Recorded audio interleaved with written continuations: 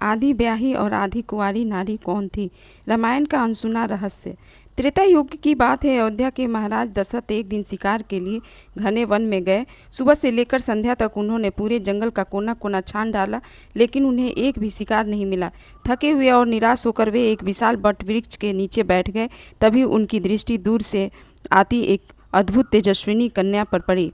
उनका रूप इतना दिव्य था कि मानो स्वर्ग की कोई अप्सरा पृथ्वी पर उतर आई हो। महाराज दशरथ ने आश्चर्य से पूछा, देवी तुम कौन हो? इस भयानक जंगल में अकेली क्यों घूम रही हो? कन्या ने विनम्रता से उत्तर दिया, राजन मैं गंधर्व राज की पुत्री हूँ। मेरे पिता ने मुझे अपने योग्य वर का चयन स्वयं करने की अनुमति दी है। मैं उसी उद्देश्य से इस वन में आई हूँ। दशरथ उसके उत्तर से बहुत प्रभावित हुए। कुछ देर दोनों के बीच धर्म, कर्तव्य और जीवन के विषय में चर्चा हुई। गंधर्व कन्या को लगा कि दशरथ जैसी सत्यवादी, पराक्रमी और धर्मनिष्ठ पुरुष ही उसके योग्य पति हो सकता है। उसने बिना संकोच कहा, हे राजन, यदि आप स्वीकार करें तो मैं आपको अपना पति बनाना चाहती हूँ। दशरथ कुछ क्षण मौन रहे। वे पहले से विवाहित थे और अयोध्या के राजा होने के कारण उन पर अनेक उत्तरदायित्व थे। फिर भी कन्या की सच्चाई और पवित्र भाव ने उनके मन को स्पर्श कर लिया। उन्होंने कहा, यदि तुम्हारे पिता की अनुमति है और तुम्हारी इच्छा भी यही है तो मैं गंधर्व विवाह कर सकता हूँ। वन में देवताओं को साक्षी मानकर दोनों का गंधर्व विवाह संपन्न हुआ। विवाह के बाद कन्या ने एक वचन मांगा। उसने कहा, राजन, यदि मेरे गर्भ से पुत्र उत्पन्न हो तो उसे भी अयोध्या के सिंहासन पर अधिकार मिलेगा। यह सुनकर राजा दशरथ कुछ असमंजस में पड़ गए, लेकिन उन्होंने सोच विचार के बाद वचन दे दिया, मैं प्रतिज्ञा करता हूँ कि समय आने पर तुम्हारे पुत्र को भी राजगद्दी का उचित अधिकार मिलेगा। गंधर्व कन्या प्रसन्न हो गई। कुछ समय साथ रहने के बाद राजा दशरथ लौट आए और राज्य के कार्यों में व्यस्त हो गए।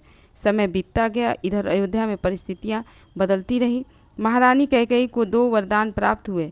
उन्हीं वरदानों के कारण श्री राम को 14 वर्षों का वनवास मिला और भरत को राज्य सौंपने का निर्णय हुआ। यह समाचार जब गंधर्व कन्या तक पहुंचा तो वह विचलित हो उठी। उसने सोचा, यदि भरत राजा बनेंगे तो महाराज दशरथ का वह वचन क्या होगा जो उन्हें मुझे दिया था। वह तुरंत अयोध्या पहुंची, लेकिन वहां पहुंचकर उसे पता चला कि महाराज दशरथ अपने प्राण त्याग चुके हैं। यह सुनते ही उनके पैरों तले जमीन खिसक गई। वह रोते हुए बोली, राजन, आपने मुझे वचन दिया था, अब उस वचन का क्या होगा? वह राज्यसभा में पहुंची और महर्षि वशिष्ठ के सामने पूरी घटना सुनाई। सभा में गहरा मौन छा गया। भरत ने जब यह कथा सुनी तो उनकी आंखों में आंसू आ गए। उन्होंने कहा, यदि पिताश्री ने वचन दिया था तो रघुकुल की परंपरा के अनुसार वह अवश्य निभाया जाएगा। किंतु समस्या यह थी कि श्री राम वन में थे और भरत स्वयं राजगद्दी स्वीकार नहीं करना चाहते थे। तब महर्षि वशिष्ठ ने कहा, इस विषय का अंतिम निर्णय केवल श्री राम करेंगे। भरत तुरंत चित्रकूट के लिए रवाना हुए। जब वे श्री राम के पास पहुँचे तो उन्होंने चरणों में गिरकर सारी घटना सुना दी। श्री राम कुछ देर शांत रहे, फिर बोले, पिताश्री का वचन मेरे लिए प्राणों से भी बढ़ के है। रघुकुल में प्राण चले जाते हैं लेकिन वचन नहीं टूटता। भरत बोले, भैया तब समाधान क्या है? श्री राम मुस्कुराए। उन्होंने अपनी चरण पादुकाएं उतारी और भरत को देते हुए कहा, जब तक मैं वनवास में हूँ ये पादुकाएं ही अयोध्या की वास्तविक शासक बनेगी। तुम केवल इनके सेवक बनकर राज्य का संचालन करो और जहाँ तक हो उस गंधर्व कन्या के वचन का प्रश्न है, उसके सम्मान की रक्षा भी अवश्य होगी। भरत ने चरण पादुकाएं अपने सिर पर रख ली। इसके बाद श्री राम ने उस गंधर्व कन्या को बुलाया।